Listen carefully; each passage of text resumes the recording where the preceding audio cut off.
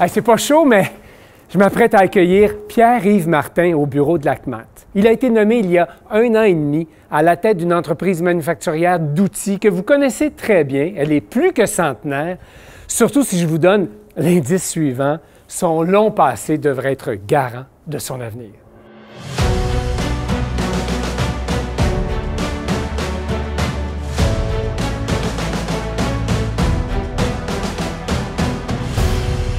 Monsieur Pierre-Yves Martin, bienvenue à l'ACMAT. Merci, enchanté. C'est en décembre 2021 que vous avez été nommé. Un petit mot sur votre carrière? En fait, j'aurais le goût de vous demander si vous avez atterri chez Garant par hasard, par destin ou par opportunité? Je dirais les trois, pas mal les trois. J'ai une belle carrière.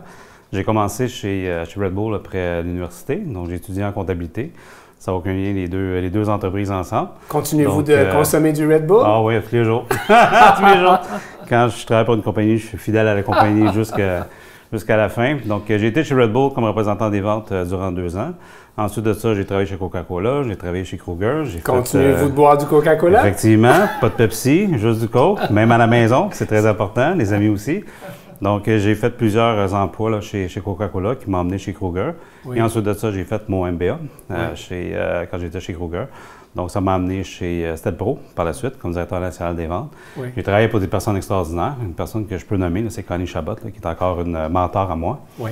Donc, elle m'a permis de rentrer comme directeur national là, pour le Canada chez Stelpro. Ensuite de ça, j'ai eu une promotion comme vice-président des ventes chez Stelpro. Encore une fois, c'est Yves Chabot qui est le propriétaire, m'a donné cette opportunité-là. Donc, j'ai fait ce rôle-là pour environ 2 ans et demi. Ensuite de ça, c'est un chasseur de tête. On m'a appelé pour m'offrir cette opportunité-là. C'était un long processus à remplacer M. Jean Gaudreau, qui était président depuis 25 ans. C'est des gros sujets à remplir. Quand on dit le destin, j'ai toujours rêvé d'avoir un condo à Québec, travailler à Québec. C'est drôle, ça l'a donné comme ça. Pourtant, vous n'êtes pas né à Québec, vous êtes natif, je pense, de la Mauricie. Exactement. Donc, je suis né à Trois-Rivières. J'ai eu la chance de voyager quand j'étais jeune. Quand j'ai eu 3 mois environ, on est déménagé en Argentine. Mon père travaillait à la centrale nucléaire là-bas. Donc, je suis retourné à Trois-Rivières. On est déménagé à Montréal pour les études. Et ensuite de ça, ça m'a amené aujourd'hui où est-ce que... Bien, parlons-en des études avec un papa ingénieur. Ça vous tentait pas? Non, ça ne m'intéressait pas. J'aimais les chiffres, j'ai toujours aimé les chiffres depuis que je suis jeune. Quand je suis rentré au cégep, je suis rentré en technique sciences comptables. Oui. J'ai adoré ça. À l'université, la même chose. J'ai fait le baccalauréat en sciences comptables. J'ai pas été faire le titre parce que c'est pas quelque chose qui m'intéressait à ce moment-là. Je voulais plus aller travailler en vente. J'ai participé dans les associations étudiantes, donc ça m'a peut-être un peu corrompu.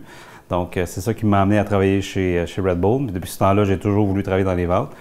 En quoi est-ce que les premières études portées plus sur les mathématiques, la comptabilité, vous sont utiles aujourd'hui quand vous êtes à la direction générale? Bien, dans n'importe quoi, tu as besoin de chiffres. Que ce soit en vente, en marketing, il faut que tu sois capable d'analyser le data. C'est hyper important. Je m'occupe du côté financier naturellement aujourd'hui, donc lire des états financiers. On veut s'en aller en mode acquisition éventuellement. Donc, c'est important aussi de pouvoir connaître son marché, de pouvoir connaître ses concurrents. Donc, calculer les marges, calculer au niveau des opérations, la productivité, ton taux d'efficacité. Beaucoup de gens qui nous écoutent se demandent s'ils devraient faire ce fameux MBA, ce MBA. Est-ce que vous êtes content d'avoir fait? Ouais. Quels conseils vous donnez? Qu'est-ce que ça vous procure? Pas MBA, probablement que j'aurais jamais été embauché pour être directeur général. Probablement, j'étais jeune quand même, j'ai 42 ans. J'avais juste 2 ans et demi comme vice-président des ventes, développement des affaires, je m'occupais du service à la clientèle. Donc là, tu t'occupes d'un poste parce que tu vas toucher finance, tu vas toucher des ressources humaines, marketing, opérations. Donc quand tu rentres, quand quelqu'un me parle, même si je ne suis pas spécialisé dans son domaine, je suis capable de comprendre ce qu'il me dit. Puis je suggère fortement, c'est de le faire avec de l'expérience, pas de le faire tout de suite après ton baccalauréat. Absolument. Donc ça amène aussi à des nouvelles connexions, des nouvelles connaissances, puis des nouveaux contacts aussi, puis un réseau de contacts qui s'agrandit. Tout a commencé en 1895 avec un dénommé Télesphore Garant. Ouais. Quelle histoire! Ouais. Presque 130 ans. Comment on sent de diriger une entreprise qui est aussi patrimoniale? C'est un stress supplémentaire. C'est sûr qu'il n'y a pas eu beaucoup de présidents au nom de Garant. Là, je suis la 2e personne, donc c'est un défi énorme. On vend énormément au Canada. On est numéro au Canada au niveau des pelles d'hiver. On a d'autres créneaux, d'autres catégories naturellement. On fait partie de la grande famille Ames aussi. Donc oui, je suis garant, mais on fait partie d'une grosse famille au niveau international. C'est une grande entreprise, mais qui a commencé modestement. Je lisais sur votre site web que le premier million de dollars a été atteint en 1959. Ouais. Aujourd'hui, vous faites partie d'une société publique qui s'appelle Griffin Corporation. Donc, vous pouvez nous dire, révéler quelques chiffres. Bon, Quelle oui. est votre part de marché, votre position dans ce secteur des pelles, entre autres? Alors, au niveau du positionnement, on a plusieurs catégories. Dans l'hiver, naturellement, on est numéro 1. Puis la raison principale, c'est qu'on produit ici au Canada, au Québec.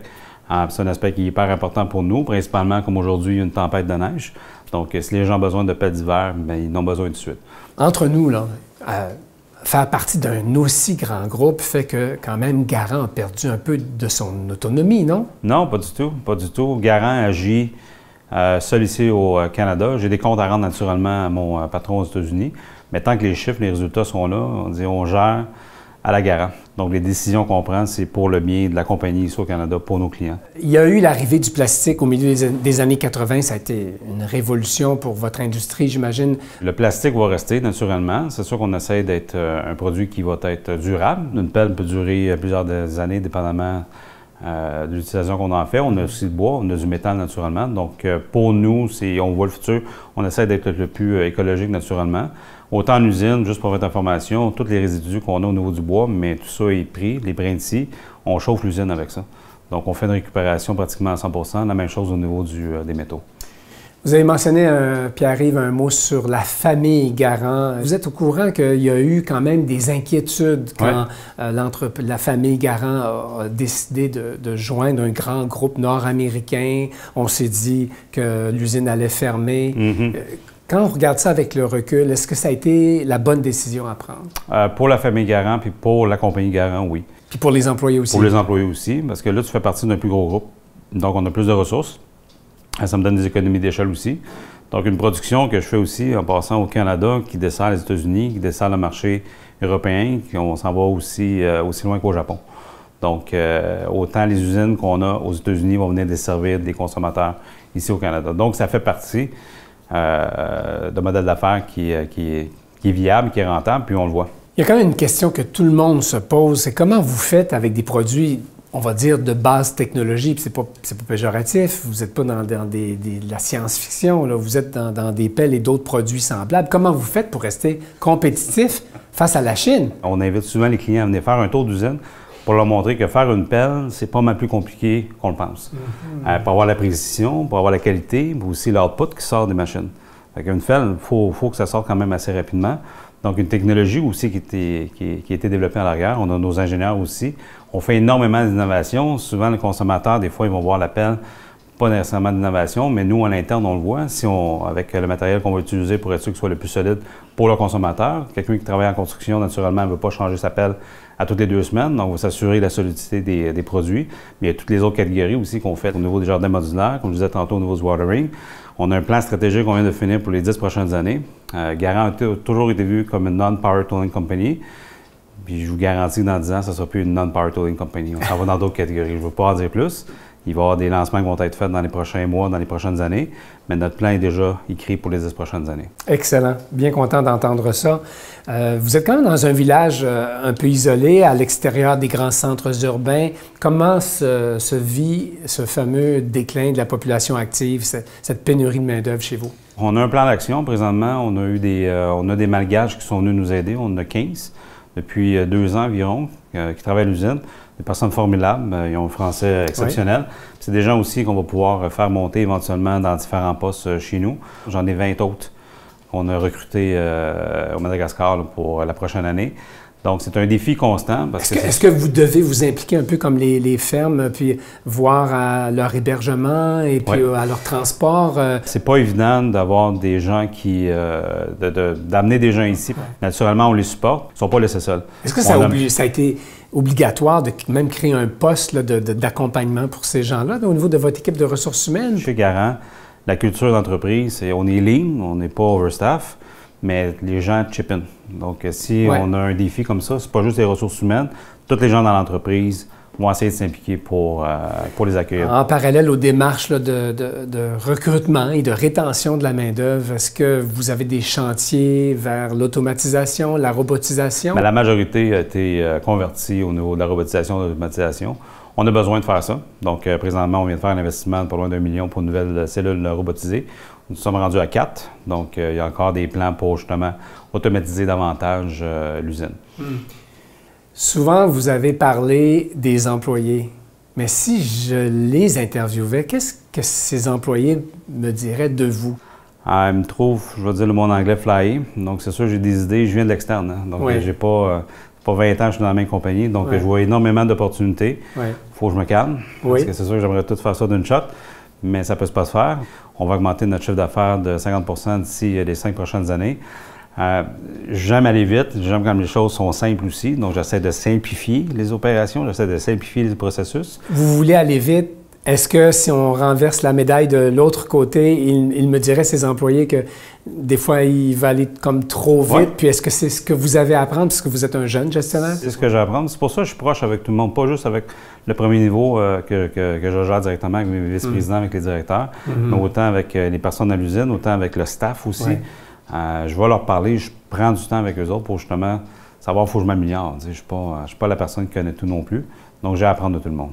Dans les valeurs corporatives, ce qu'on lit quand on cherche sur Garant, le premier mot qui vient, c'est « respect ». Quelle est votre interprétation de ce mot-là? Qu'est-ce que ça veut dire? Comment vous l'incarnez? Le respect, c'est très important. On ne travaille pas en silo. On n'a pas toutes les mêmes opinions, puis je commence par moi. C'est pas à cause que j'ai une opinion qui est différente des autres que je veux que le monde s'enligne vers ce que je pense. Donc, le respect aussi, c'est respecter que l'opinion de la personne va être différente. Donc, c'est le partage aussi des communications entre les équipes. Donc, si on a un projet, c'est pas une personne qui va décider de faire un projet de son côté, c'est tout le monde qui doit acquiescer pour dire « parfait, on s'en va dans cette direction-là ». Quand vous identifiez un marché, il y a un produit qui est nécessaire, qui vous semble combler un besoin, vous avez le choix de le faire produire au bout du monde. Puis vous avez aussi votre usine parmi les solutions. Vous, comme individu, là, comme citoyen, Pierre-Yves, jusqu'à quel point c'est important d'essayer de maintenir les emplois manufacturiers au Québec, au Canada? C'est très important pour nous de conserver l'usine à Saint-François, de conserver les emplois ici aussi au Québec. On croit aussi à la qualité des produits qu'on fait au Québec, de faire un produit sans nommer de pays, mais vous n'aurez pas la même qualité, puis aussi le temps de réponse. Le produit il est fait ici, il est entreposé ici. Si un client en a besoin, je l'ai. Donc ça, c'est hyper important. Est-ce que c'est tout l'ensemble des catégories de produits qu'on a besoin de faire à Saint-François? La réponse est non. Il faut être capable de se diversifier aussi, puis ça maîtrise le risque. Exactement. C'est une chaîne internationale, mais en même temps, votre prédécesseur était l'un des premiers, je veux le souligner, à donner son accord pour participer au programme dont on est les initiateurs, le programme Bien fait ici. Puis avec ce que j'entends, vous aurez de plus en plus de produits que vous pourrez accréditer dans ce programme. Exact. Être à la tête d'une entreprise qui est aussi âgée a aussi son lot de défis parce que les gens peuvent penser que c'est ancien. Est-ce que vous avez des projets pour moderniser l'entreprise, du moins dans ses communications? Effectivement. Donc, un des premiers projets qu'on fait présentement, ça fait plusieurs mois qu'on travaille pour la modernisation du logo Garant. Donc, un nouveau logo, une nouvelle image. On a énormément aussi de marques qu'on va discontinuer dans les prochains mois également pour focusser sur la marque Garant. Je crois énormément au nom. Comme je disais tantôt, ça fait 128 ans qu'on existe. Donc, il faut remettre le focus sur la marque Garant. On a un nouveau site web aussi qui s'en vient transactionnel. Ça amène un lot de défis, comme je disais tantôt, vu que c'est une ancienne compagnie. J'ai des gens aussi à l'interne, ça fait 20 ans, 25 ans. J'ai même quelqu'un, ça fait 50 ans qui est chez nous. Quand vous ne travaillez pas, quand vous ne pensez pas à Garant, qu'est-ce que vous faites, Pierre-Yves? Ça n'arrive pas bien. J'aimerais ça, mais j'ai toujours une pensée Garant. Je pense que n'importe quel directeur général ou président va avoir cette réflexion-là. Sinon, je suis quelqu'un qui fait de la moto. Là, je suis rendu avec un Harley Davidson, donc un peu plus tranquille, mais je vais me racheter un BSX Sport parce que j'aime la vitesse. Comme je disais tantôt, j'aime aller vite. Mesdames et messieurs, je pense qu'aujourd'hui, l'avenir n'est pas garanti pour personne. Mais chez Garant, il semble être très bien outillé en directeur général, M. Pierre-Yves Martin. Merci d'être passé nous voir. Je t'apprécie. Merci.